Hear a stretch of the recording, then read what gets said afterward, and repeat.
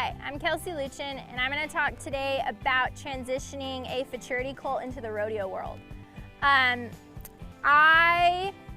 think that, like just what I had just talked about, riding a bunch of 5-year-olds in the Futurities, I think it's maybe a little bit easier to transition them just because they have another year of maturity. But I like to go slow when transitioning them. I only will do it if that colt has a lot of confidence. Like Can Fab's Gift of Fame, her Futurity year, she was awesome. She had a ton of confidence. I actually did run her at a few rodeos her 5-year-old year, like in the summer when we weren't going to very many Futurities. I actually won 4th at Nampa at the Snake River Stampede on her that year. So it was pretty cool until I got to the short round. I was like, I'm sure I'm gonna ruin my Futurity colt right now.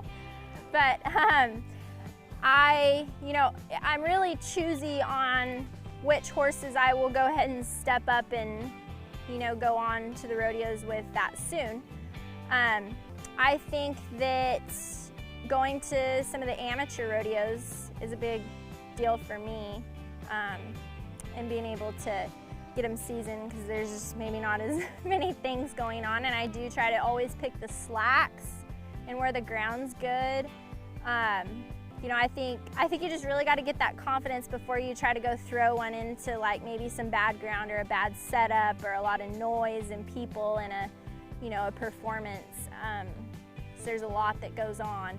So I just really make sure that colt packs a lot of confidence. I think that's a huge thing for my training program, is one that has a bunch of confidence that can go on, because I think in the rodeos, especially when the ground's not very good, that colt's gonna have to make some decisions for itself. So I think that, when they have a bunch of confidence, they're able to make decisions and stand up on that ground. I try to put a style on mine that, they can handle a bunch of different types of ground. So, I try to put that in them, obviously, from whenever I get them started. But, I think just each individual horse is different. And like with J-Lo, she just took to it so easy. It was pretty easy for me to go on with her. The crowds didn't bother her, the ground didn't bother her, nothing really bothered her. All I had to worry about is, making sure that I kept her confidence and I kept her feeling good. Like I said, we placed at some rodeos her 5-year-old year. I placed at a couple over the 4th of July, and she kind of got hauled a little bit and did really well. But then after that summer, I kind of quit doing all, going to some rodeos on her. We went to some fall Futurities, then she got hurt at the JB Futurity actually in the pasture. And so she was off for over a year. And so, I then had got her back, and I went to a few derbies. I think I went to the BFA derby on her. And then we went to some rodeos, and then obviously, got qualified for the semifinals and the American semifinals, and went on from there, and she got to run at the American.